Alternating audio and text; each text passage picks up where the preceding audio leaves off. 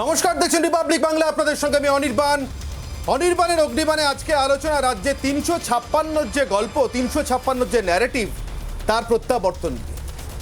একসময় রাজ্যে ৩৫৬ কথা প্রায় প্রতিটি নির্বাচনে নিয়ম করে শোনা যেত। কিন্তু এই যে বললাম এক সময়, সত্যি এটা এক সময়, কোনো এক কালে, কোনো এক সময়, অনেকটা ঠাকুরমার ঝুলির গল্পের মতো।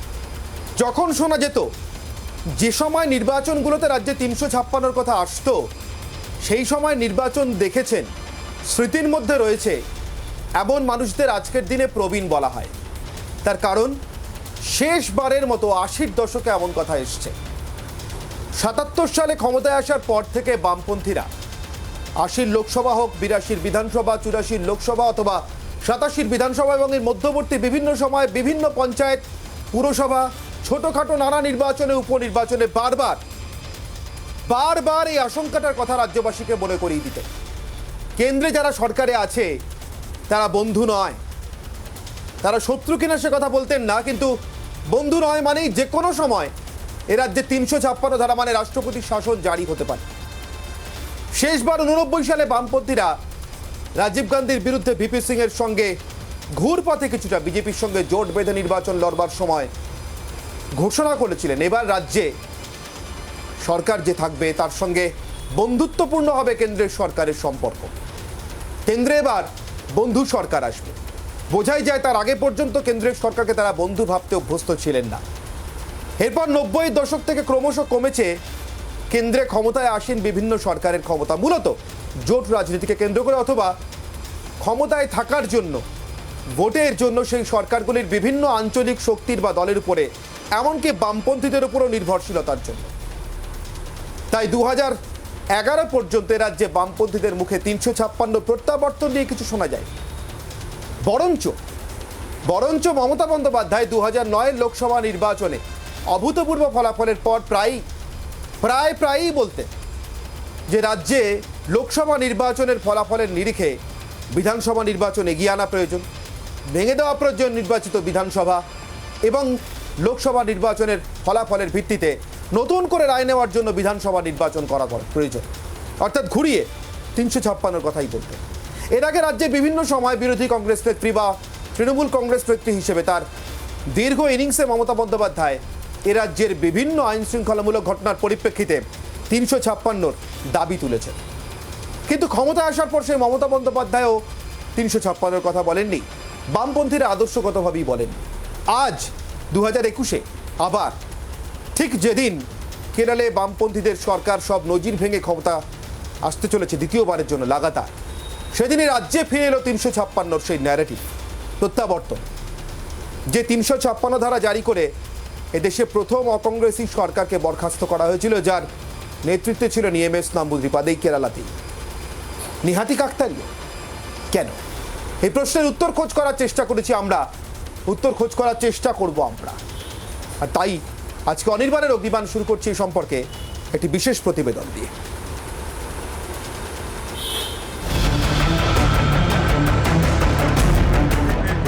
ভোট শেষ, নিরঙ্কুশ সংখ্যাগরিষ্ঠতা নিয়ে তৃতীয়বার বাংলার মুখ্যমন্ত্রী পদে মমতা বন্দ্যোপাধ্যায়। গঠিত হয়েছে নতুন মন্ত্রিসভা, কিন্তু সংঘাতে ইতি নেই। একদিকে ভোট পরবর্তী সন্ত্রাস, অন্যদিকে নারদা কাণ্ডে 4 হেভিওয়েট নেতার গ্রেফতার। তুঙ্গে উঠেছে রাজ্যপাল সংঘাত। এই আবহেই ফল ঘোষণার 15 দিনের মধ্যেই রাজ্যে ৩৫৬ ধারা জারি নিয়ে শুরু হয়েছে জোর জল্পনা। বিধানসভা ভোটের পর রাজ্য জুড়ে ভোট পরবর্তী হিংসার যুক্তিতে পশ্চিমবঙ্গে ৩৫৬ অনুচ্ছেদে রাষ্ট্রপতি শাসন জারি ও সিবিআই তদন্তে জোড়া আর্জি জমা পড়ে শীর্ষ আদালতে। শতপ্রণোদিত হয়ে রাজ্যে তদন্তকারী দলও পাঠায় জাতীয় মানবাধিকার কমিশন। সেই সঙ্গে স্বরাষ্ট্র মন্ত্রকের প্রতিনিধি দলও ঘুরে যায় হিংসা কবলিত এলাকা পরিদর্শন করে রাজ্যের আইন শৃঙ্খলা পরিস্থিতি নিয়ে উদ্বেগ প্রকাশ করেছেন রাজ্যের সাংবিধানিক প্রধান। I indicated to the state government to make arrangements. Unfortunately, their response has not been very responsive to the situation. I will go ahead with my schedule. This is time for me to perform my constitutional duty to share the pain, agony, anguish of the suffering people. সংবিধানের ৩৫৬ অনুচ্ছেদে রাষ্ট্রপতি শাসন জারির বিধান রয়েছে। যে কোনো রাজ্যে জারি করা হতে পারে ৩৫৬। সাংবিধানিক ব্যবস্থা ব্যর্থ হলে ৩৫৬ জারির সুপারিশ করেন রাজ্যপাল। দেশে রাষ্ট্রপতি শাসনের নজির কম নেই। ১৯৫৯-এ কেরলে প্রথম বাম সরকারের আমলে ৩৫৬ প্রয়োগ করে ফেলা হয়। ২০১৯ বিধানসভা ভোটের পর মহারাষ্ট্রেও জারি হয় রাষ্ট্রপতি শাসন। সম্প্রতি জম্মু কাশ্মীরেও এই ছবি দেখা গিয়েছে। এ রাজ্যে ১৯৭৭ সালে বামেরা ক্ষমতায় আসার পর বিভিন্ন সময় কেন্দ্রের বিরুদ্ধে অসহযোগিতার অভিযোগ তুলেছে শাসক দল। সেই সময় বারে বারে রাষ্ট্রপতি শাসনের জুজু সামনে এসেছে। ১৯৮৯-এ কেন্দ্রে বন্ধু সরকার গঠনের পর বামেদের পক্ষ থেকে অবশ্য তেমন অভিযোগ সামনে আসেনি। উল্টে বামেদের অপশাসনের বিরুদ্ধে রাষ্ট্রপতি শাসন জারি করার দাবি তুলে বারবার সরব হয়েছিলেন তৎকালীন বিরোধী দলনেত্রী মমতা বন্দ্যোপাধ্যায়। কিন্তু বর্তমানে কি এমন পরিস্থিতি তৈরি হলো যে ভোটের পরেও সেই ৩৫৬ ধারার আবহ তৈরি হলো রাজ্যে? প্রশ্ন উঠছে, বিধানসভা নির্বাচনে জয় না পেয়ে ঘুরপথে ক্ষমতা দখল করতেই কি রাজ্যপালকে দিয়ে এই পরিস্থিতি তৈরি করানো হচ্ছে? এমন অভিযোগ তুলেছে শাসক দল, যেমনটা হয়েছিল মহারাষ্ট্রে। এই পরিস্থিতিতে সেই আশঙ্কাই বড় করে দেখা দিয়েছে। রিপাবলিক বাংলা। ঠিক এখান থেকেই আমাদের প্রশ্ন, কেন এই আশঙ্কাটা নতুন করে কেন তৃণমূল কংগ্রেসের মধ্যে? তার কারণ ৮০-র দশকে যেমন এ রাজ্যে বামফ্রন্ট নিরঙ্কুশ ছিল ক্ষমতার বিচারে, আসন সংখ্যার বিচারে, ঠিক তেমনই ততটাই নিরঙ্কুশ এই মুহূর্তে মমতা বন্দ্যোপাধ্যায় সদ্য সমাপ্ত নির্বাচনের পর। হ্যাঁ, লোকসভায় এ রাজ্যে তার যে জনপ্রতিনিধি নির্বাচিত হয়েছেন তাতে সংখ্যার বিচারে তিনি সামান্য কিছু এগিয়ে থাকলেও বিজেপি তুল্যমূল্য, কিন্তু বিধানসভা শাসনের ক্ষেত্রে তার ত্রিসীমানায় তাকে চ্যালেঞ্জ জানাতে পারে এমন কেউ নেই। অনেকটা পিছনে থেকে বিজেপি রাজ্যে দ্বিতীয় শক্তি। আর একটা উল্লেখযোগ্য তফাৎ, এর আগে ৩৫৬ ন্যারেটিভ বা গল্প আমরা বারবার ফিরে আসতে শুনেছি নির্বাচনের মুখে। নির্বাচনের পর ক্ষমতা ফিরে পাওয়ার পর, এমন নিরঙ্কুশভাবে ক্ষমতা ফিরে পাওয়ার পর এ গল্প কেন? আমার সঙ্গে উপস্থিত অতিথিদের সঙ্গে আলোচনা করে তর্ক বিতর্কের মাধ্যমে এর উত্তর খোঁজার চেষ্টা করবো। তার আগে আজকে আমার অতিথিদের জন্য সাজিয়ে রাখা অনির্বাণের অগ্নিবাণ, অগ্নিবাণ ১।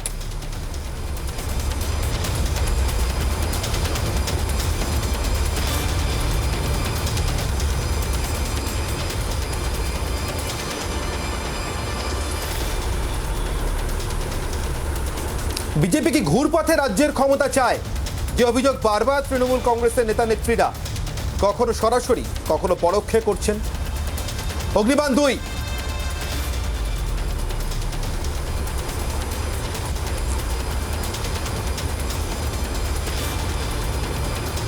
আজকের দিনে ৩৫৬ ধারা জারি, এটা কি সত্যিই একটা বাস্তবিক আশঙ্কা, নাকি নেহাতি একটা জুজু? জুজু অর্থাৎ যাকে ভয় দেখানোর জন্য ব্যবহার করা হয়, কিন্তু যিনি দেখাচ্ছেন তিনিও জানেন এটা আসলে ভয় নয়। অগ্নিবাণ ৩।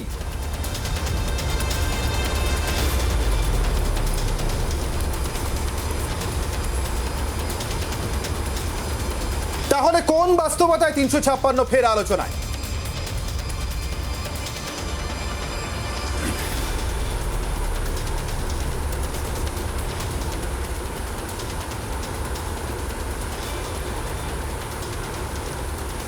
বিজেপির তরফ থেকে জয়প্রকাশ মজুমদার আমার সঙ্গে রয়েছেন। আমার সঙ্গে রাজনৈতিক বিশ্লেষক হিসেবে রয়েছেন রাষ্ট্রবিজ্ঞানের অধ্যাপক অরিন্দম দত্ত। আমার সঙ্গে রয়েছেন সব্যসাচী চট্টোপাধ্যায়, আইনজীবী, এবং আরও নতুন অতিথিরা আমার সঙ্গে আলোচনায় যোগ দেবেন। যেমন যোগ দেবেন তেমনভাবে নিশ্চিত আপনাদের সঙ্গে পরিচয় করাতে থাকবো।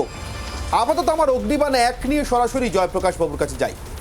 জয়প্রকাশ বাবু, নিশ্চয়ই খেয়াল করেছেন দল হিসেবে বিজেপির IT cell, information technology cell অত্যন্ত শক্তিশালী। আপনাদের দলের তরফ থেকেও নিশ্চয়ই নজরে এসছে। এই মুহূর্তে সোশ্যাল মিডিয়ায় সব থেকে বড় চর্চা এ রাজ্যের রাজনীতির প্রেক্ষিতে, এ রাজ্য কি ৩৫৬ ধারা জারি হতে চলেছে? এমনকি রাজ্যের প্রথম সারির সংবাদপত্রগুলোতে অত্যন্ত গুরুত্ব দিয়ে এমন আশঙ্কামূলক খবর ছাপা হচ্ছে। শুধু তৃণমূল কংগ্রেসের নেতাকর্মীদেরকে উদ্ধৃত করে নয়, একেবারে নিরপেক্ষ সম্পাদকীয় কলাম বা উত্তর সম্পাদকীয় কলামও ছাপা হচ্ছে। এই সবটাই কি বলছেন বাস্তবতা বিবর্জিত, কোনো ভিত্তি নেই?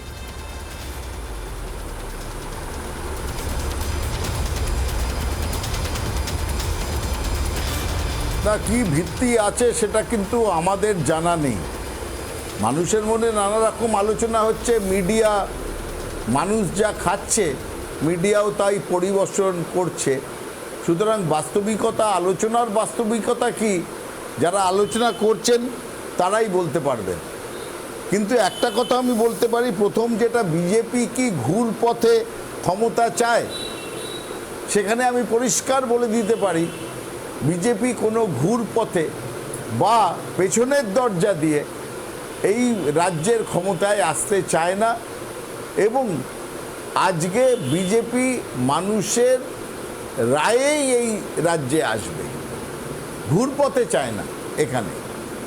দ্বিতীয় একটি কথা বলে দিই, শুধু আর্টিকেল 356 নিয়ে আলোচনা করলেই তো হবে না।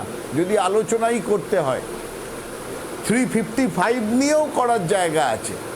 এখানে যারা আইনজীবীরা আছে আমাদের বন্ধুরা, তারা বলবেন 55-এ কিন্তু একটা মজার কথা বলা আছে যে it shall be the duty of Union to protect any state, তারপরে এগেনস্ট এক্সটার্নাল অ্যাগ্রেশন আর ইন্টারনাল ডিস্টারবেন্সেস, এবং according to the constitutional rule সে রাজ্য যাতে চলতে পারে সেইটা দেখতে হবে, ইন্টারনাল ডিস্টারবেন্সেস। এবারেতে একটা ঘটনা যেটা আমাদের সংসদীয় গণতন্ত্রে রাজ্য সরকারের ওপর বর্তায়, কারণ আইন শৃঙ্খলা সেটা একান্তভাবে রাজ্য সরকারের অধীন দেখার কথা। মানুষের নিরাপত্তা, মানুষের সমাজের শান্তি এবং শান্তিতে থেকে তারা নিজেদের জীবনযাপন করবে, এটা দেখার দায়িত্ব একান্তভাবে রাজ্য সরকারের। সেখানে রাজ্য সরকার সেই ব্যবস্থা না করতে পারলে সেটা কিন্তু চিন্তার বিষয়, এবং সেটা একটা এক্সট্রিম পজিশনে পৌঁছে গেলে তখন কিন্তু একটা জায়গা আছে, যেটা আমরা দেখেছি কাশ্মীরের ক্ষেত্রে দেখেছি, যে সেখানে এই 355 কিংবা 356 আপনি যেভাবেই দেখুন না কেন, যে একটা জায়গা আছে যে একটা ইলেকটেড গভর্নমেন্ট, কিন্তু তারা যদি শান্তি না দিতে পারে, সে তারা যদি মানুষকে সুরক্ষা না দিতে পারে, তাহলে কিন্তু খুব চিন্তার বিষয়। এবং যারা তৈরি করেছিলেন এই কনস্টিটিউশন, এই আইন যারা তৈরি করেছিলেন আমাদের ফোরফাদার্স, তারা কিন্তু সেই সময় এটা ভেবে রেখেছিলেন যে নির্বাচনে জেতা আর একটা সুশাসন দেওয়া, তার মাঝখানে যদি কোনো তফাৎ দেখা যায় তাহলে যেন একটা বিকল্পের ব্যবস্থা থাকে। তাই জন্যই এই ব্যবস্থা আছে। কিন্তু আবার আমি বলছি, যেটা প্রথম প্রশ্ন, বিজেপি ঘুর পথে এই রাজ্যে ক্ষমতায় আসতে চায় না এবং কোনোভাবে তার প্রয়োগ বা তার অ্যাটেম্পটও করবে না, তার চেষ্টাও করবে না।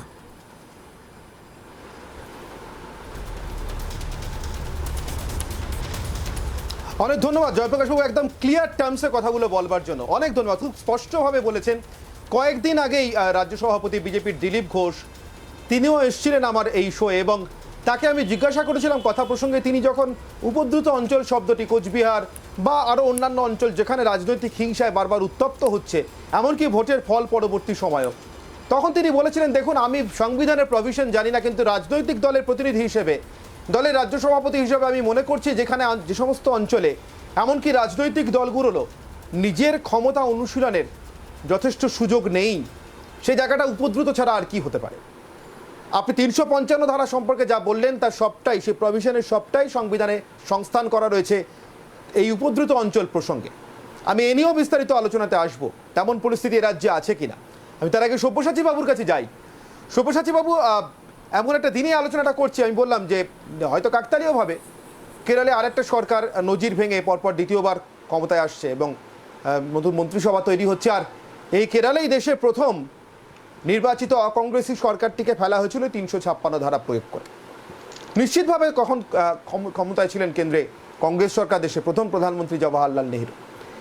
কিন্তু আমার প্রশ্ন, বামপন্থীরাও কিন্তু আজীবন আদর্শগতভাবে 356 বিরোধী, 356 বিরোধী, কোনো অবস্থাতে 356 ধারা জারি নয়, এটা বলতে বলতে বলতে বলতেও 1992 সালে একটি বিশেষ পরিবেশ বা পরিস্থিতির মধ্যে যখন বাবরি মসজিদের ঘটনাটি ঘটে, তারপরে বিজেপি শাসিত 4টি রাজ্যে 356 ধারা জারিকে সমর্থন করেছিলেন, এমনকি চেয়েছিলেন আগবাড়িয়ে রাষ্ট্রপতি শাসন জারি হোক। আমার প্রশ্ন, পলিটিক্সে দীর্ঘদিনের অনুশীলনের পর, রীতির পর, আদর্শের জায়গা থেকেও কি কখনো কখনো নতুন ডিমান্ড ক্রিয়েট হতে পারে? সেই ডিমান্ডের ভিত্তিতে, সেই চাহিদার ভিত্তিতে, পরিবেশ পরিস্থিতিগত চাহিদার ভিত্তিতে এতদিনের চলার যে পথ, রীতিনীতি, সেটা ভঙ্গ হতে পারে। বামপন্থীদের ক্ষেত্রে যদি ভঙ্গ হয়ে থাকে, জয়প্রকাশবাবু একটু আগেই বলেছেন দলগতভাবে তারা ক্লিয়ার কাট টার্মসে ঘুরপথে কোনো ক্ষমতা চান না, 356 নয়, 355 প্রভিশনের কথা স্মরণ করিয়েছেন।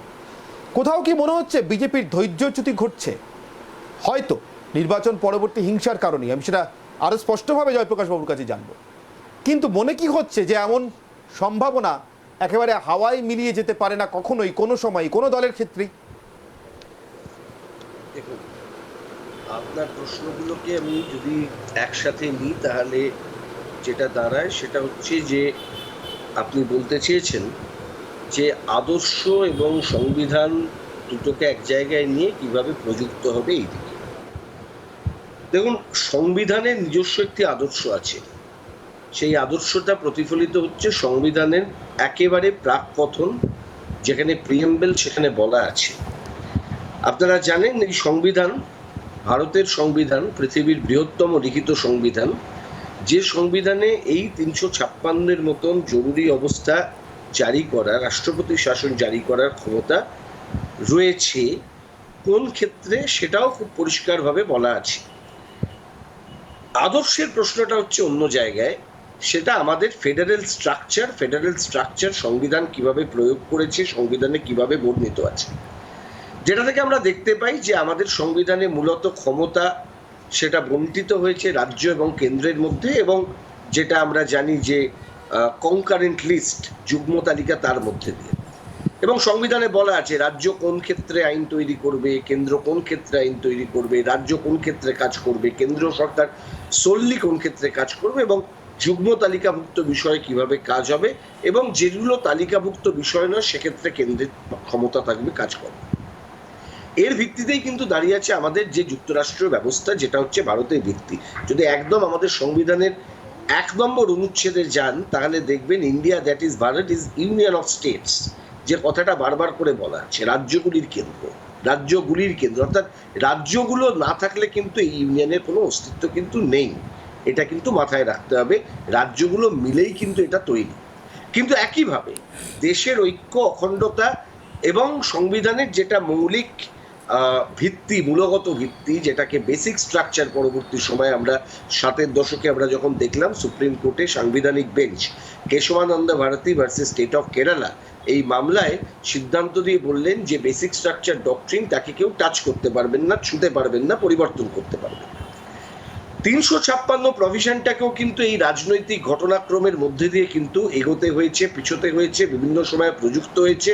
এর ইনঅ্যাপ্লিকেবিলিটির কথা উঠেছে, সরকারিয়া কমিশন গঠন হয়েছে, বামপন্থীদের কথা বললেন, বামপন্থীদের দীর্ঘ সময়ের আন্দোলন, জ্যোতি বসুর নেতৃত্বাধীন এবং EMS রামমুদ্রিপাদের সরকার ভাঙার পর থেকে যে শিক্ষা বামপন্থীরা নিয়েছেন তার ভিত্তিতে আন্দোলন, সরকারিয়া কমিশন গঠন, 356 ধারার প্রযুক্ত না হওয়ার পক্ষে সওয়াল, এবং বামপন্থীরা ডকুমেন্টেড এটা বলেন যে 356 ধারা বা এই ধরনের ধারা রাখবার সংবিধানের কোনো প্রয়োজন নেই। কেন বললেন? কারণ আমরা জানি এই ধরনের যে ক্ষমতাগুলি তাদের ডকুমেন্টে তারা বললেন যে কিন্তু সব্যসাচী বাবু একটু থামাচ্ছি, 356 প্রভিশন নেই, 356 তুলে দেওয়া উচিত, এটা বলার পরও সেই বামপন্থীরাই কিন্তু ভাগ্যিস, আমি ভাগ্যিস শব্দটাই ব্যবহার করছি, ভাগ্যিস 356 ছিল, না হলে 356 ধারা জারি করে 4টি নির্বাচিত সরকারকে 92 সালে 6 ডিসেম্বর বরখাস্ত করা যেত। আমি আসছি এবং সেই দাবিতে সমর্থন ছিল না, বামপন্থীরা সেই দাবিটা তুলেছিলেন। ওই জায়গাটাতে যাব বলেই আমি আপনাকে এতক্ষণ ধরে কেশবানন্দ ভারতী রেফারেন্সটা দিলাম। কেশবানন্দ ভারতীতে মূলগত ভিত্তির কথা এলো, তার পরবর্তী সময়ে যে ঘটনাটি ঘটলো সেটা হচ্ছে আমরা দেখলাম যে একটার পর একটা অকংগ্রেসি সরকারকে ফেলে দেওয়া। আপনারা জানেন বাবরি মসজিদ যখন ভাঙে তখন সেই ধাক্কাটা ছিল আমাদের দেশের সেকুলারিজমের প্রশ্ন, যেটা আমাদের মূলগত ভিত্তি, আমাদের সংবিধানের মূলগত ভিত্তি। সুপ্রিম কোর্ট বলেছেন, কেশবানন্দ ভারতীতে বলা হয়েছে প্রিএম্বেল আমাদের সংবিধানের পার্ট, এবং তারপর আমরা দেখেছি সংবিধান সংশোধনী দিয়ে প্রিএম্বেলে সেকুলারিজম শব্দ যুক্ত হওয়া। বাবরি মসজিদ ভাঙার ঘটনা যখন 92 সালে ঘটে, এই যে রাষ্ট্রপতি শাসনের কথা আপনি বলছেন, এই রাষ্ট্রপতি শাসনটা এক্সেপশনাল সিচুয়েশন, যেখানে গোটা constitution was under the threat. কেন? সেকুলারিজম যদি আক্রান্ত হয়, তাহলে ভারত রাষ্ট্র, যে রাষ্ট্রের কথা আমাদের সংবিধান বলে, সেই রাষ্ট্রের মূলগত ভিত্তি আক্রান্ত হয়। সেই কারণে খুব স্পেসিফিক্যালি 92 সালের ঘটনাটাকে যদি আপনি আলাদা করেন, দেখবেন তাছাড়া কিন্তু এই দাবির কোনো জায়গায় কিন্তু নেই। দ্বিতীয়ত, রাষ্ট্রপতি শাসন করার মূল কারণটা ছিল সেই সময় একটি আমি অরিন্দম বাবুর কাছে যাব, সংবিধানে সেকুলারিজমের কথা আপনি স্মরণ করিয়ে দিয়েছেন, কিন্তু সংবিধান তো শুধুমাত্র ধর্মনিরপেক্ষতা রক্ষার জন্যই নয়। সংবিধানের বেসিক যে অধিকারগুলোর কথা বলছেন, তার মধ্যে মানবাধিকার বোধহয় সব থেকে অগ্রগণ্য অধিকার, যা যে কোনো ধর্ম মত নিরপেক্ষ একটি অধিকার। এখন যদি কোনো রাজ্যে, আমি বলছি যে কেউ যদি মনে করে আছে কি নেই, কোর্টে গেলে চ্যালেঞ্জ হবে কিনা সেটা অন্য অনেক পরের প্রশ্ন, কেউ যদি মনে করেন যে এই মানব অধিকারের সঙ্গে সংশ্লিষ্ট যা যা কিছু তা পালন করা বা তার বেশ কয়েকটি পালন করা সম্ভব হচ্ছে না, তাহলে কি 356 প্রসঙ্গ আসতে পারে? তেমন বাস্তবতা কি এই মুহূর্তে রাজ্যে আছে? আমি অরিন্দম বাবুর কাছে যাই। অরিন্দম দত্ত আমাদের সঙ্গে রয়েছেন, রাজনৈতিক বিশ্লেষক, রাষ্ট্রবিজ্ঞানের অধ্যাপক। অরিন্দম বাবু, আপনার মনে হচ্ছে এমন বাস্তবতা, আমরা এতক্ষণ ধরে যে আলোচনা করেছি তার পরিপ্রেক্ষিতে, এমন বাস্তবতা এই মুহূর্তে রাজ্যে আছে যার পরিপ্রেক্ষিতে 356 রাষ্ট্রপতি শাসনের মতো দাবি, তা নিয়ে আলোচনার মতো পরিসর তৈরি হতে পারে? দেখুন, এক কথা এটার উত্তর হ্যাঁ নাতে দেওয়ার চেয়ে আমি একটা আপনাকে প্রেক্ষিত একটু বলে আমি বিষয়টাই আসছি। সেটা হচ্ছে এই যে 356 ধারার যে কনসেপ্ট, আপনাদের প্রতিবেদনেও যেটা বলেছেন, সেটা কিন্তু মানে 50 সালে সংবিধান কার্যকরী হয়েছে। এই প্রসঙ্গটা কিন্তু উঠছে প্রথম যখন কেন্দ্রে এবং রাজ্যে একই সরকার ছিল, তখন এই ধরনের প্রশ্ন ওঠেনি। তখন কেন্দ্রে এবং রাজ্যে কংগ্রেস সরকার প্রথম, আপনারা যেটা প্রতিবেদনে বললেন, অকংগ্রেসী সরকার কেরলে প্রতিষ্ঠিত হয় EMS নামোদ্দীপাদের নেতৃত্বে, এবং সেই সরকারকে এতে ওই এমার্জেন্সি জারি করা হয়, 356 ধারা জারি করা হয়। পরবর্তীকালে পশ্চিমবঙ্গে আমরা জানি 67 সাল যে যুক্তফ্রন্টের সরকার হয়েছিল, ধর্মবীর তখন এখানকার গভর্নর, সেই সরকারকে ফেলে দেওয়া হয়েছিল এবং এখানে 356 জারি করা হয়েছিল। আসলে এটা যেটা আমার আগেই যে কথাটা বললেন, এই কথাটা খুব ঠিক কথা, যে কেন্দ্রে আমাদের এই যুক্তরাষ্ট্রীয় কাঠামোর মধ্যে আমরা যেখানে রয়েছি, সেখানে কেন্দ্র সরকার এবং রাজ্য সরকারের ক্ষমতার 3টি তালিকায় বিন্যস্ত করা রয়েছে। সেখানে পরিষ্কার বলা আছে কেন্দ্র তালিকাভুক্ত বিষয়, রাজ্য তালিকাভুক্ত বিষয়, যুগ্ম তালিকাভুক্ত বিষয়, পরিষ্কারভাবে সেখানে বলা হয়েছে। এবং এই যুক্তরাষ্ট্রীয় কাঠামোর মধ্যে এই ধরনের ব্যবস্থা 356 জারিটা, এটা যেন কিছুটা একটা যুক্তরাষ্ট্রীয় ব্যবস্থার বিপক্ষে চলে যায়। কিন্তু এখানে যে কথাটা একটু আগেই যে কথাটা বললেন, সেটা হচ্ছে কেশবানন্দ ভারতীকে সেক্ষেত্রে একটা মাইলস্টোন। কেশবানন্দ ভারতীকে যেটা বলা হয়েছিল, আপনি যে বিষয়ে আমি ঢুকছি, যে সংবিধানের যে মূল বেসিক স্ট্রাকচার, সেই বেসিক স্ট্রাকচারের পরিবর্তন করা যাবে। এই যে বেসিক স্ট্রাকচারের মধ্যে অবশ্যই যে কথাটা উনি বললেন, যে সেকুলারিজমের প্রশ্ন ওঠে, যেটা 92 সালের পরবর্তীকালে যে বিষয়টা উঠে এসেছে। আপনি যেটা বলছেন যে দেখুন, এই মানবাধিকার বিপন্ন কিনা, এই বিষয় কিন্তু এখনো আমরা কোনো এরকম জায়গায় যাইনি যে রাজ্যে প্রচন্ড একটা মানবাধিকার মানে বিপন্ন, মানুষ প্রচন্ড ভাবে তার মৌলিক অধিকার খর্ব হচ্ছে, এইরকম একটা পরিসর কি এখানে এখনো তৈরি হয়েছে? আমার কিন্তু মনে হয়।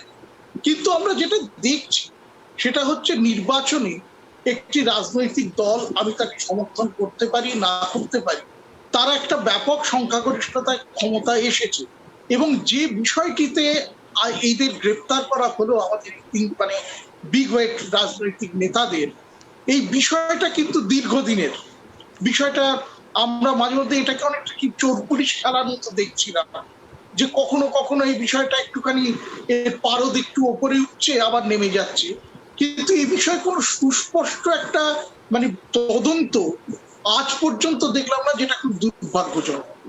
আজকে গতকাল হঠাৎ করে দেখলাম কয়েকজন নেতাকে গ্রেপ্তার করা হয়েছে এবং তার ভিত্তিতে রাজ্যের শাসক দলের আমাদের যিনি মাননীয় মুখ্যমন্ত্রী তার প্রতিবাদ, তার বক্তব্য, সেটাও আমরা লক্ষ্য করলাম। কিন্তু আমার মনে হয় এই বিষয়টা তো একটা যদি এটা হয়ে থাকে, এটা কিন্তু সংসদীয় গণতান্ত্রিক ব্যবস্থার কাছে একটা বিরাট বড় থ্রেট। এইরকম রাজনৈতিক নেতারা প্রকাশ্যে টাকা নিচ্ছেন, ঘুষ নিচ্ছেন, এই ঘটনার যদি সত্যতা প্রমাণিত হয়, এবং এক্ষেত্রে আমার মনে হয় একটা খুব মানে নিরপেক্ষ তদন্ত হওয়া উচিত, এ ব্যাপারে আমি সম্পূর্ণ একমত। কিন্তু এখানে কোনো রাজনৈতিক অভিসন্ধি না রেখে এটা যদি একটা নিরপেক্ষ একেবারেই, তদন্ত হয়, হ্যাঁ। আমার মনে হয় সেটা অনেক বেশি প্রয়োজন রয়েছে। আমার একটা বিরতির সময় আছে, বিরতির পর ফিরে আসবে আলোচনা নিয়ে। জয়প্রকাশ বাবু স্পষ্ট করে বলেছেন বিজেপি ঘুরপথে ক্ষমতা চায় না, কিন্তু 356 প্রসঙ্গে আমি সকলের কথা মাথায় রেখে বলছি, তার কারণ আমি ইতিহাস মাথায় রেখে বলছি, কেউ কথা রাখেনি। এখন কথা রাখতে পারেনি বলে রাখেনি, নাকি কেউ কথা রাখতে চায় না সেটা অন্য প্রশ্ন। কিন্তু বাবরি মসজিদ প্রসঙ্গে বামপন্থীদের অবস্থান বদল হোক, দীর্ঘদিন ক্ষমতায় থাকার অভ্যাস থেকে রাজ্যে রাজ্যে অকংগ্রেসি সরকার তৈরি হতে দেখলে একটা ইরিটেশন জনিত কারণেই হোক, কংগ্রেসের ক্ষেত্রে বলছে একই কথা। এমনকি বিজেপি, যারা বরাবর এই বামপন্থীদের মতোই আদর্শগতভাবে 356 বিরোধিতা করে এসছেন, তারাও কিন্তু বিহারের প্রসঙ্গে এই ধারাবাহিকতা বজায় রাখতে পারেননি। তা থেকে সুপ্রিম কোর্টে গিয়ে কিছুটা নাকালি হতে হয়েছিল, কিন্তু তারা চেষ্টা তো করেছিলেন। আর সেখানেই প্রশ্ন, এই কথাও কি রাখবেন জয়প্রকাশ বাবুরা? 355 কথা যে বলছেন, তা থেকে এক পা বাড়ালেই তো 356। তাহলে 55 নিয়ে যখন আলোচনায় আসতে পারছেন, 56 আলোচনার টাসটা কি আস্তিনের তলায় গোটানো আছে? ফিরে আসছে একটা বিরতির পর, সঙ্গে থাকুন রিপাবলিক বাংলায়। বিরতির পর আমি সরাসরি যাব জয়প্রকাশ বাবুর কাছে। জয়প্রকাশ বাবু, আপনি হাতও তুলছিলেন বিরতিতে যাওয়ার আগে, যে প্রশ্ন আমি নিয়ে গেছিলাম সরাসরি সেই প্রশ্ন নিয়েই ফিরছি। 356 প্রসঙ্গে কেউ কথা রাখিনি এর আগে, এমনকি বিজেপিও তার দেওয়া কথা থেকে সরে যেতে বাধ্য হয়েছিল, নাকি সরে গিয়েছিল আমি জানি না, কিন্তু আমরা দেখেছিলাম বিহারের ঘটনা। আমি সেই পরিপ্রেক্ষিতেই প্রশ্ন করছিলাম, 355 ঠিক পরের ধারটাই 356, 55 নিয়ে যখন আলোচনায় আছেন, তখন কোথাও আস্তিনের তলায় 356 নেই তো?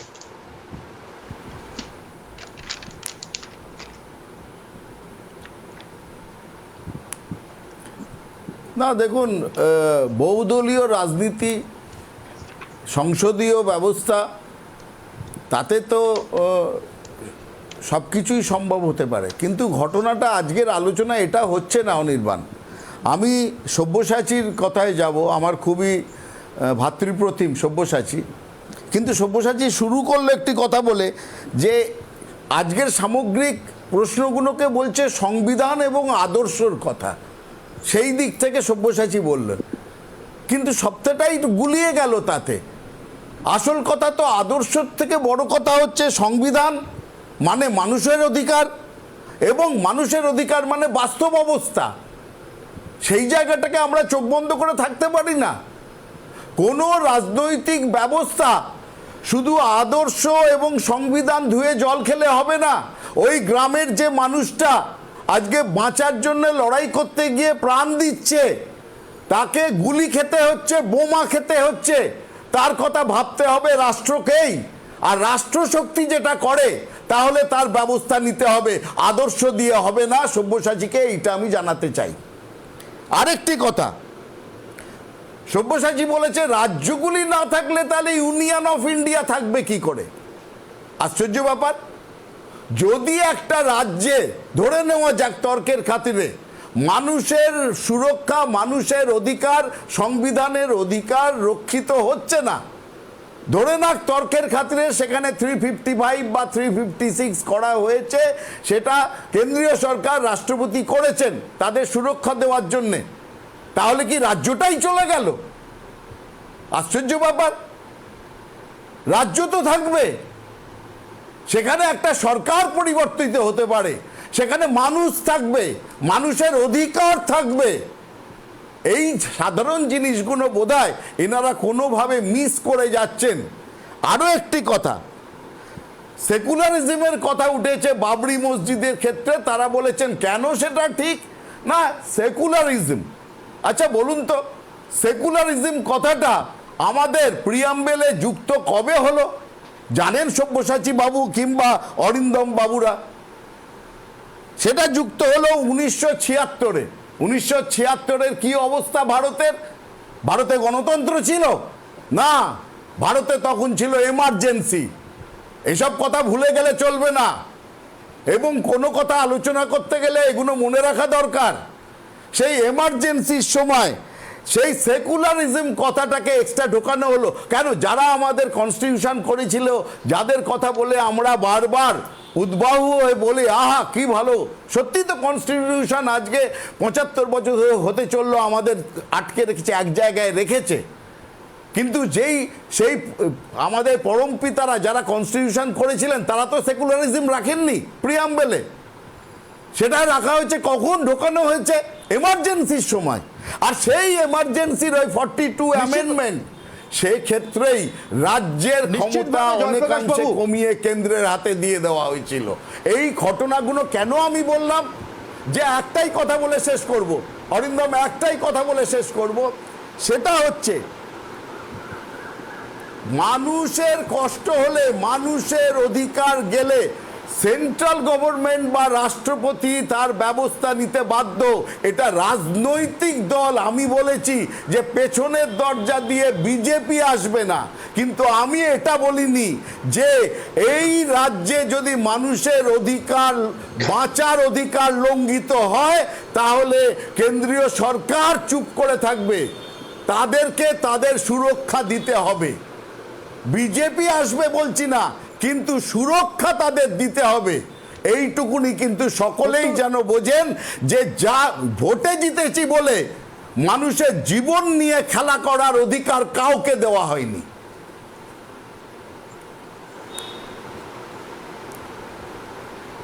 অত্যন্ত গুরুত্বপূর্ণ অবজারভেশন এবং অত্যন্ত গুরুত্বপূর্ণ কিছুটা আমি বলবো অন্তত টুইস্ট আমি প্রথমার্ধের তুলনায় পেলাম। নিশ্চিতভাবে আমি টুইস্ট বলছি না এই অর্থে যে আপনি কথা ঘোরাচ্ছেন জয়প্রকাশ বাবু, কিন্তু যে ব্যাখ্যা আপনি নতুন করে করছেন যে বিজেপি আসবে না ঘুরপথে ক্ষমতায়, কিন্তু কেন্দ্রীয় সরকার মানুষের অধিকার রক্ষা করতে, মানুষের জানমাল সম্পত্তি বাঁচাতে আসবে না, এমন অঙ্গীকার তো করতে পারি না আমি। সত্যি কথা, সংবিধানে দেওয়া অধিকার এবং ধর্মনিরপেক্ষতা প্রশ্নে আপনি যে কথা বলেছেন সেটা আমাকেও অনেক সময় বিস্মিত করে বই কি, যদিও আমি সঞ্চালক হিসেবে এই বিষয়ে কোনো মন্তব্য করবো না, কিন্তু নিশ্চিতভাবে কনস্টিটিউয়েন্ট অ্যাসেম্বলির সম্মিলিত প্রজ্ঞার তুলনায় কোনো একটি দেশে কোনো এক সময় এমার্জেন্সি জারি করে ক্ষমতায় থাকা শাসকের প্রজ্ঞাকে, একার প্রজ্ঞাকে আমি অবশ্যই বেশি বলে মনে করি না। এবং সেই কারণেই ধর্মনিরপেক্ষতা শব্দটি যত মহৎ উদ্দেশ্যেই সংবিধানে যুক্ত করা হয়ে থাক না কেন, যে পরিস্থিতির মধ্যে দিয়ে তা যুক্ত হয়েছিল তা নিয়ে সারা জীবন আমার মনে সংশয় এবং প্রশ্ন রয়েছে।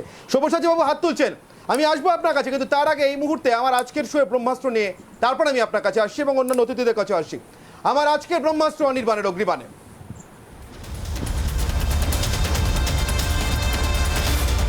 বিজেপির উদ্দেশ্য যদি সত্যিই তৃণমূল বুঝতে পেরে থাকে, যদি কোটানকোট ধরে নিই ঘুরপথে ক্ষমতায় আসার জন্য 356 ধারা জারি করতে চাইছে বিজেপি, একটি নির্বাচিত সরকারকে ফেলে দেওয়ার কোটানকোট চক্রান্ত চলছে, তাহলে তৃণমূলই বা এত বিশৃঙ্খল কেন? কাল যে ছবি আমরা নিজাম প্যালেসে শুধু নয় গোটা রাজ্যের বিভিন্ন জেলাতে দেখতে পেয়েছি, এই প্রশ্নটা নিশ্চিতভাবে আজকের দিনে সবচেয়ে বড় প্রশ্ন। আমি সব্যসাচী বাবুর কাছে আসবো এই প্রশ্ন নিয়ে আলোচনার আগে। সব্যসাচী বাবু, আমার প্রশ্ন যা জয়প্রকাশ বাবু জিজ্ঞাসা করেছেন, 76তম সংশোধনী নিয়ে এতটা মাথা ব্যথা যদি বিশেষজ্ঞদের থাকে, সংবিধান বিশেষজ্ঞদের, আইনজ্ঞদের থাকে, তাহলে সংবিধানের গোড়ার কথাগুলো নিয়ে, বাস্তবতা নিয়ে কেন মাথা ব্যথা নেই? 356 ধারা জারির বাস্তবতা নিয়ে আমরা কথা বলছিলাম। জয়প্রকাশ বাবু সেই বাস্তবতা প্রসঙ্গে জোর দিয়ে কিছু বলেননি, কিন্তু বারবার এই প্রশ্নটা তুলছেন সেই বাস্তবতাটা আছে কিনা এটা নিয়ে আলোচনা হোক। তা কেন হচ্ছে না? কেন শুধু বই নিয়ে, পুঁথি নিয়ে আলোচনা হচ্ছে?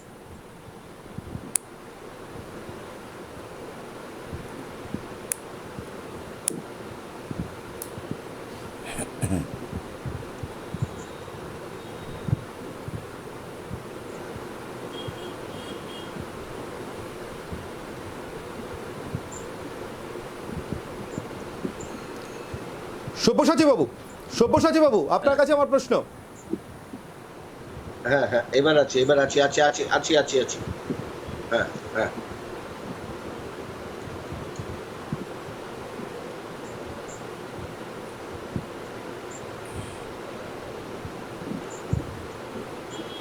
না, হ্যাঁ হ্যালো, সব্যসাচী বাবু, আমার প্রশ্নটা কি আপনি শুনতে পেয়েছেন? না আমাকে একবার যদি রিপিট করেন, আমার লাইনটা প্রশ্ন ছিল জয়প্রকাশ বাবুর তরফ থেকে সংবিধানের নীতি আদর্শ নিয়ে কথা হচ্ছে। ওয়েল, এক্স্যাক্টলি, সংবিধানের আমি- নীতি আদর্শ নিয়ে আমি- কথা আমি হচ্ছে। শুরু জয়প্রকাশ করছি বাবুর যেটা, প্রশ্ন ছিল আমি কিন্তু যে অনির্বাণ, বাস্তবতার উপরে আমি- দাঁড়িয়ে 356 ধারা জারির একদম। প্রভিশন, সেই বাস্তবতাটা নিয়ে আলোচনা হচ্ছে না কেন? একদম অনির্বাণ, আমি আপনার কথাকে মাথায় রেখে জয়প্রকাশ দার বক্তব্যের কতগুলো উত্তর দিতে চাই খুব ছোট্ট করে। প্রথমেই উনি বলেছেন ওই আদর্শ সংবিধান, এটা ধুয়ে কেউ জল খাবেন না। আসল কথাটা হচ্ছে এখানে যে সংবিধান একটি দেশ, তার রাজনৈতিক দলিল, সেই দেশের সরকার কি করে চলবে, সেই দেশ কিভাবে পরিচালিত হবে, তার জন্য যে প্রামাণ্য রাজনৈতিক দলিল, সেটা যদি আমরা ধুয়ে জল না খাই, তাহলে কিন্তু আমরা দেশের নাগরিকদের বাঁচাতে পারবো না। যাভাবেই বাঁচাই না কেন, ওই তথাকথিত যে কথাগুলো আসছে, বাস্তবতা, মানুষ, সবটাই কিন্তু একদম গোল গোল কথায় পরিণত হবে। তার জন্যই সংবিধানের দরকার হয়। পৃথিবীর রিটন কনস্টিটিউশনের ইতিহাস অন্ততপক্ষে সেটাই আমাদের সাজেস্ট করে। আর সংবিধানকে কাজ করতে গেলে তার একটা কনস্টিটিউশনাল আইডিওলজি এবং কনস্টিটিউশনাল স্পিরিটের দরকার। দ্বিতীয়ত যে কথাটা আসছে, যেটা জয়প্রকাশ দা বললেন বলবার সময়, রিগার্ডিং সেকুলারিজম এবং সোশ্যালিজম, এই দুটো শব্দ নিয়ে, এটা ইদানিংকালে আমরা খুব শুনতে পাচ্ছি যে দুটো শব্দ এমার্জেন্সিতে যুক্ত হয়েছিল। কিন্তু অনির্বাণ, একটা জিনিস মনে রাখবেন যে আমাদের সংবিধান যখন আসল 1950 সালে যে সংবিধান গৃহীত হয়েছিল, সেই সংবিধানের একেবারে শুরুতে যে কথাগুলো লেখা ছিল, we the people of India having solemnly resolved two constitute India, এই জায়গার পর যে শব্দগুলো লেখা ছিল, রিপাবলিক, জাস্টিস, লিবার্টি, ইকুয়ালিটি, যদি আপনারা দেখেন জাস্টিসের মধ্যে সোশ্যাল জাস্টিস ছিল এবং লিবার্টির মধ্যে liberty of thought, expression, belief and worship, এই কথাগুলো কিন্তু প্রথম থেকেই ছিল। এর বাইরেও কিন্তু সংবিধানের মৌলিক অধিকারের মধ্যে ধর্মের বিশ্বাস, ধর্ম প্রচার এবং ধর্ম মেনে চলবার তার যে অধিকার দেওয়া কিন্তু সেখানে ছিল। সুতরাং এই সব কিছুর উপর ভিত্তি করে সুপ্রিম কোর্ট তার সাংবিধানিক bench SR Bommai versus state of Karnataka এই মামলাতে খুব পরিষ্কার করে হেল্ড করেছিলেন, পরিষ্কার করে অর্থহীন ভাষায় বলেছিলেন, secularism constitutes a basic structure of the constitution. Kesavananda ভারতীর কথা বললাম, ওখানে বলা হলো যে বেসিক স্ট্রাকচারকে কেউ টাচ করতে পারবেন না কোনো পরিস্থিতিতে দাঁড়িয়ে। সুপ্রিম কোর্ট ব্যাখ্যা করলেন, preamble is the part of the constitution, preamble সংবিধানের পার্ট এবং বেসিক স্ট্রাকচারের পার্ট হিসেবে সেকুলারিজমকে তারা কিন্তু প্রতিষ্ঠিত করলেন এবং এই মুহূর্তে দাঁড়িয়ে সুপ্রিম কোর্টের সাংবিধানিক বেঞ্চের যে রায়, সেটাই কিন্তু আইন। এবার আমি আসি যে প্রশ্নটা করছেন, বাস্তবতার প্রশ্ন, যে 356 ক্ষেত্রে পলিটিক্যাল পার্টি আসবে না, কেন্দ্রীয় সরকার আসবে, এই কারণেই তো এসআর বোমাই মামলা। সেই মামলায় যে ডিসিশন হয়েছিল, সেখানে তো এটাই বারবার বলা হয়েছিল যে একটা রাজনৈতিক দল কেন্দ্রে থাকবে, একটা রাজনৈতিক দল রাজ্যে থাকবে। এরকম পরিস্থিতি হলে কোনোভাবে কেন্দ্রীয় সরকার যেন ব্যাকডোর দিয়ে না আসতে পারে। কোন কোন ক্ষেত্রে আসতে পারে, সেটা কিভাবে আসতে পারে, সেই চেকসগুলো কিন্তু সেই 356 ধারা প্রয়োগের ক্ষেত্রে এসআর বোমাই মামলায় দেওয়া হয়েছিল। যেটা অনির্বাণ আপনি বললেন খুব গুরুত্ব দিয়ে বিহারের কথা, যে অটল বিহারী বাজপেয়ী সরকার থাকাকালীন অবস্থায় বিহারের মন্ত্রিসভা ভেঙে দেওয়া, তারপর রামেশ্বর প্রসাদের জাজমেন্টের ক্ষেত্রেও সুপ্রিম কোর্ট একই ভিউ নিলেন এবং সেটাকে আরো এক্সপ্যান্ড করলেন। যে কথাটা সরকারিয়া কমিশনের ক্ষেত্রে বলা হয়েছিল, এই আর্টিকেলগুলোর প্রয়োজনীয়তা আস্তে আস্তে হারিয়ে যাচ্ছে, ফুরিয়ে যাচ্ছে এবং আমাদেরকে একটা পরিপূর্ণ যুক্তরাষ্ট্রীয় ব্যবস্থাতে যেতে হবে এবং সেই যুক্তরাষ্ট্রীয় ব্যবস্থার ক্ষেত্রে দাঁড়িয়ে রাজ্য এবং কেন্দ্র দুজনের যে বক্তব্য, কেউ কারোর ডোমেনে যাতে ঢুকতে না পারে। কারণ জয়প্রকাশ দা একটা শব্দ ওখানে বলছিলেন, multi party system. Multi party সিস্টেমে কিন্তু ওইভাবে কাজ করা যায় না, যেটা দ্বিদলীয় ব্যবস্থার মধ্যে অনেক সময় করা যায়, যেটাতে জয়প্রকাশ দ্বারা কিছুটা হলেও অভ্যস্ত। এবার আমি আসি যে জায়গাটার কথায়, বিস্তারিত আলোচনাতে রাজনৈতিক বাস্তবতার কথাটা বোঝার চেষ্টা করবো অরিন্দম বাবুর কাছ থেকে। একটা ছোট বিরতির পর ফিরে আসছি সব্যসাচী বাবু, একটা ছোট্ট বিরতির পর ফিরছি, সঙ্গে থাকুন রিপাবলিক বাংলায়। পেলাম বিরতির পর সুদীপ্তা রায়চৌধুরী তৃণমূল কংগ্রেসের তরফ থেকে আমার সঙ্গে যোগ দিয়েছেন। আমি সুদীপ্তা দিকের সঙ্গে কথা বলবো। সুদীপ্তাদি 356-র বাস্তবতা আছে কিনা আমরা তা নিয়ে কথা বলছি আজকে এই শোতে। অনেকটা দেরি হয়ে গিয়েছে আপনারও জয়েন করতে নানা টেকনিক্যাল কারণে। যেহেতু আমি একদম এতটা দেরিতে আপনি জয়েন করেছেন, আমি একদম স্ট্রেট ফরওয়ার্ড চলে আসি।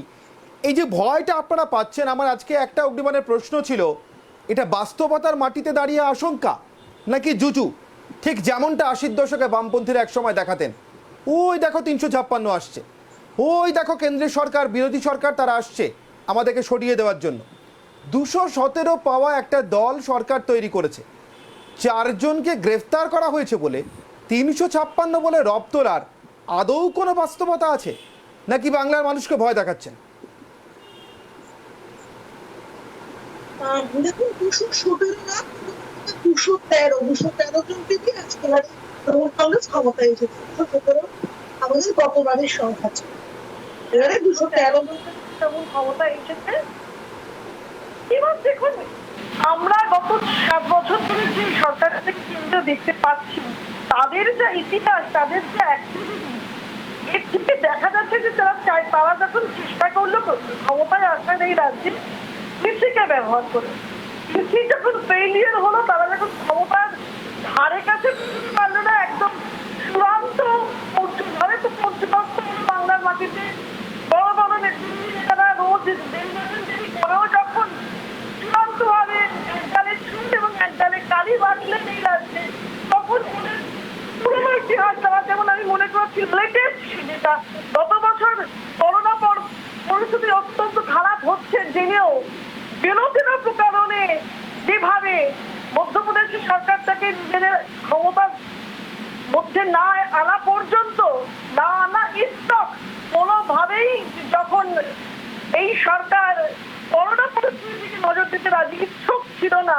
তার থেকে মোটামুটি এই রাজ্যের পদ্মপাল রাজ্যপাল মহাশয় প্রচন্ড রকম মানে ওভার অ্যাক্টিভ। উনি হচ্ছেন প্রশাসনিক প্রধান, অথচ দেখা যাচ্ছে ওর প্রতিটি অ্যাক্টিভিটি হচ্ছে how to establish BJP in West Bengal. সুদীপ্তাদি আবার অডিওটা ডিস্টার্ব করছে, সুদীপ্তাদি আবার অডিওটা ডিস্টার্ব করছে। আমি আপনার কাছে ফিরছি, একটু অডিওটা যদি ঠিক করে নেওয়া যায়। দেখুন, আমি আপনার কাছেই ফিরবো সুদীপ্তাদি। জয়প্রকাশ দা মাঝখানে হাত তুলছিলেন, জয়প্রকাশ দা।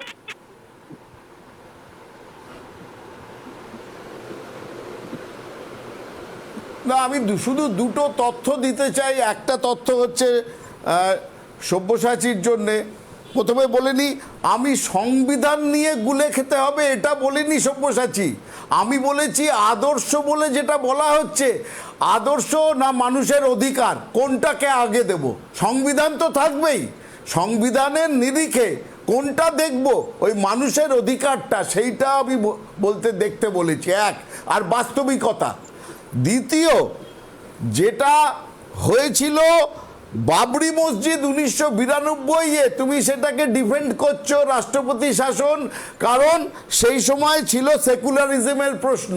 মানলাম, আমি তোমার কথা মেনে নিই যদি, কিন্তু এসআর বোমাই কেস এসছে 1994 সালে, আর 1994টার ওই এসআর বোমাই কেস যদি বাবরি মসজিদের আগে হতো তাহলে ওখানেও দেওয়া যেত না, ওখানেও তো মানে রাষ্ট্রপতি শাসন করা যেত না। আর একটা কথা মনে করিয়ে দিই সুদীপ্তাদিকে, যে সালটা 1907 সাল, এই 2007, 2007 মমতা বন্দ্যোপাধ্যায় রাষ্ট্রপতি শাসন চাইছেন, আর বুদ্ধদেব বাবুর 235, বুদ্ধদেব বাবুর 235টা এমএলএ। আর সেই সময় মমতা বন্দ্যোপাধ্যায় 2007-এ তিনি আন্দোলন করছেন যে এখনই প্রেসিডেন্টস রুল করতে হবে। সেদিনটা যদি ঠিক হয় তাহলে আজকের দিনটা ভুল কেন? এটা কিন্তু বলতে হবে ওই তৃণমূলের যারা গলা ফাটিয়ে সমর্থন করছেন, কারণ আজকে বাংলার কোথাও সুশাসন তো দূরের কথা, আইনের কোনো শাসনের কোনো পরিচয় নেই। 2007 সালে হ্যাঁ প্লিজ জয়প্রকাশ দা সুদীপ্তাদির উত্তরটা নিন প্লিজ। আমি বলি,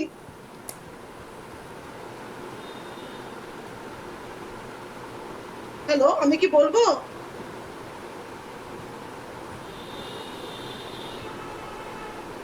হ্যাঁ প্লিজ বলুন সুদীপ্তাদি, উত্তর দিন। 2007 সালে যে পরিস্থিতি পশ্চিমবঙ্গে ছিল, তখন স্টেট স্পন্সর্ড একটা গণহত্যা চলছিল রাজ্যে। সেই পরিস্থিতি থেকে আজকে বাংলা শান্ত, আজকে কোথাও কোনো হত্যা হচ্ছে না। শীতলকুচিতে 4-5 মানুষ মারা গিয়েছে, সেখানে বিজেপি আরো 5 জন মারা গেলে ভালো হতো।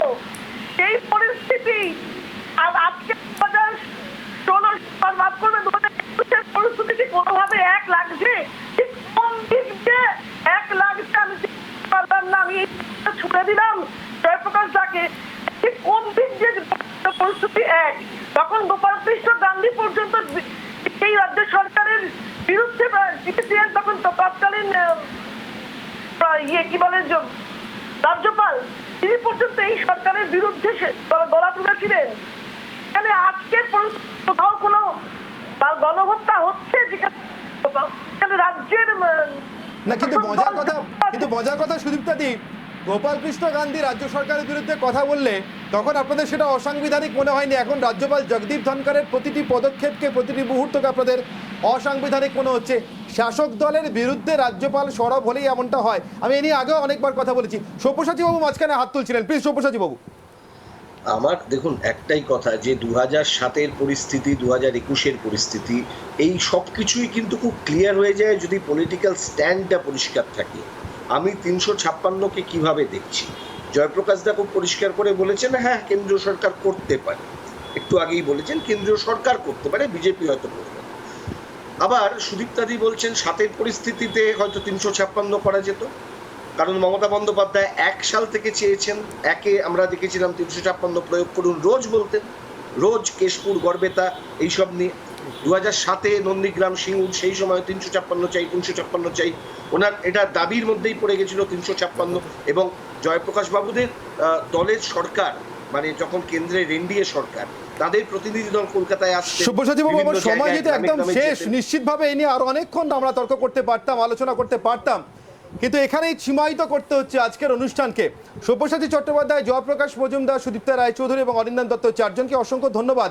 তবে আমি শেষ করার আগে একটাই কথা বলবো, 356-র ইতিহাস, আমি শুধু বলছি ইতিহাস, ভারতবর্ষে স্বাধীন ভারতে তার ইতিহাস যত কম সংখ্যাতেই ব্যতিক্রম থাকুক না কেন, কিন্তু সেই ব্যতিক্রমগুলোকে আমাদের ধরতেই হবে ইতিহাসের স্বার্থে, ইতিহাসের খাতিরে।